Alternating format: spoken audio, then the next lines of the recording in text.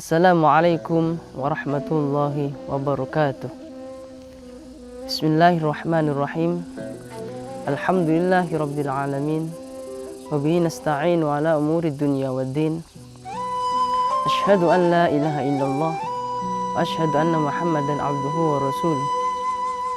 Allahumma salli ala sayyidina Muhammad wa ala ali sayyidina wa habibina wa syafi'ina Muhammad sallallahu alaihi wasallam. Sahabat pemirsa yang saya muliakan, dimanapun Anda berada, dari Sabang sampai Merauke, hingga dari seluruh penjuru dunia yang menyaksikan acara ini. Salah satu nama di bulan suci Ramadan, yaitu bulan diturunkannya Al-Quran. Sahabat pemirsa yang saya muliakan, perlu diketahui bagaimana diturunkannya Al-Quranul Karim kepada Rasulullah SAW. Suatu ketika Rasulullah SAW berusia 40 tahun, cemas dengan tingkah laku orang Arab pada saat itu. Kenapa orang Arab ini menyembah patung? Bahkan Rasulullah bukan hanya cemas kepada orang-orang Mekah saja. Rasulullah cemas dengan keluarganya, pamannya, sepupunya, dan keluarga-keluarga terdekat beliau. Rasulullah cemas dengan tingkah laku mereka, karena mereka pada saat itu masih zaman jahiliyah. Mereka pada saat itu menyembah patung, sampai mereka itu membuat Tuhan mereka sendiri. Mereka membuat Tuhan mereka sendiri, desainnya sama seperti manusia. Ada kepalanya, ada tangannya, ada kakinya, bahkan sampai ada perutnya. Sahabat pemirsa yang saya muliakan, orang-orang jahiliyah dulu, mereka membuat Tuhan mereka sendiri. Dari golongan orang yang paling kaya, mereka membuat Tuhan mereka dari emas. Dari golongan orang yang menengah, mereka membuat Tuhan mereka dari perak, dari besi, dari tembaga, dan lain sebagainya. Bahkan golongan orang-orang yang termiskin sekalipun, mereka membuat Tuhan mereka dari kayu, dari tepung. Hingga pada suatu ketika, golongan orang yang termiskin itu kelaparan. Lalu mereka berdoa, "Wahai Tuhanku, saya kelaparan." Kemudian karena mereka tidak kuat menahan rasa lapar, mereka memakan Tuhan mereka sendiri. Mereka memakan kepalanya, memakan tangannya, memakan kakinya, memakan perutnya. Semuanya dimakan, sampai tidak tersisa sedikit pun. Sahabat pemirsa saya muliakan, pada saat itulah Rasulullah cemas dengan tingkah laku orang-orang Mekah. Kemudian Rasulullah pergi ke Gua Hira, ke atas, dan beliau di sana merenung, berdoa kepada Allah Subhanahu wa taala. Kemudian Jibril datang menghampiri Rasulullah SAW. Lalu Jibril memeluk Rasulullah SAW dan berkata, "Ya Muhammad, Iqra, bacalah."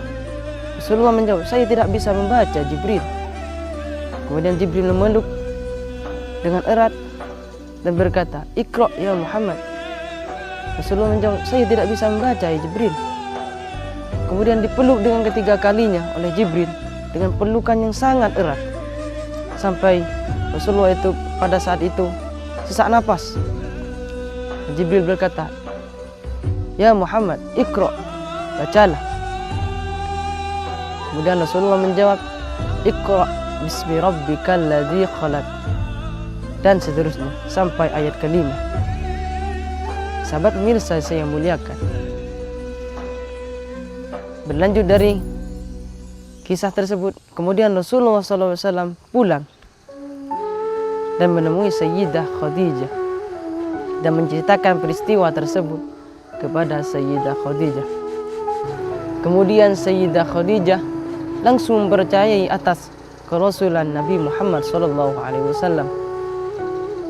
Jadi Sayyidah Khadijah adalah perempuan, orang yang pertama kali mempercayai atas kerasulan Nabi Muhammad SAW. Kemudian Rasulullah SAW pergi menemui Sayyidina Abu Bakar Siddiq. Kemudian diceritakanlah peristiwa tersebut oleh Rasulullah SAW. Langsung seketika itu Abu Bakar Siddiq berkata, "Sami'na wa ata'na." Saya mendengar dan saya mentaati. Saya mempercayai atas kerasulan Nabi Muhammad SAW. Jadi Sayyidina Abu Bakar Siddiq adalah laki-laki, orang yang pertama kali mempercayai atas kerasulan Nabi Muhammad SAW. Sahabat pemirsa yang saya muliakan, Rasulullah SAW dijuluki dengan Nabi yang ummi, tidak bisa membaca dan tidak bisa menulis. Tapi bukan berarti bodoh. Rasulullah itu orangnya cerdas, meskipun tidak bisa membaca dan menulis. Orang-orang terdahulu saja, nenek moyang kita, itu banyak yang tidak bisa menulis dan membaca. Tapi mereka cerdas, pintar berdagang, pintar bersosial, dan lain sebagainya. Jadi apa hikmah Rasulullah SAW ummi, tidak bisa membaca dan menulis? Yaitu menghindari fitnah. Al-Quran itu karya Muhammad. Karena orang-orang jahiliyah dulu ada yang berkata, ada suatu golongan yang berkata bahwa Al-Quran itu karya Muhammad. Padahal sudah terbukti dan jelas bahwa Rasulullah SAW itu tidak bisa membaca dan menulis. Sahabat pemirsa yang saya muliakan, bulan suci Ramadan adalah bulan diturunkannya Al-Quran. Apa reaksi kita? Tidak ada pilihan lain semakin memantapkan iman kita kepada Al-Quran dengan wujud mengimaninya, mengetahuinya, membacanya, dan mengaplikasikannya dalam kehidupan sehari-hari. Semoga bermanfaat dan barokah fid dunya wal akhirah. Akhiran, Assalamualaikum warahmatullahi wabarakatuh.